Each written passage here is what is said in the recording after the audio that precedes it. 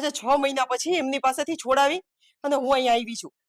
તો મારા જેઠ અમને અત્યારે મિલકતમાં ભાગ દેવાની ના પાડે છે. બે ભાઈઓએ મિલકતમાં ભાગ લઈ લીધો પોતાનો, પણ મા બાપની મિલકતમાં ત્રણેય ભાઈઓનો સરખો જ ભાગ હોય ને. લાગે ને ભાઈનો ભાગ લાગે. આમ જો ભાઈનો મુખ્ય બાપા મારે ખાલી એક વાત કરી છે. આ છે ને આ બાયરી ને હાવ આળુ હુડી છે અને એનો ઘરવાળો જો ની હાવ આળુ હુડો સમજ્યા. અને એને કામ નોટ કરવું ને એટલે એ વહી ગયા અને આ એનું પાણી ઢોળાઈ કરી નાખ્યું તો ખબર છે ને. અરે પણ તું હું બોલે છે?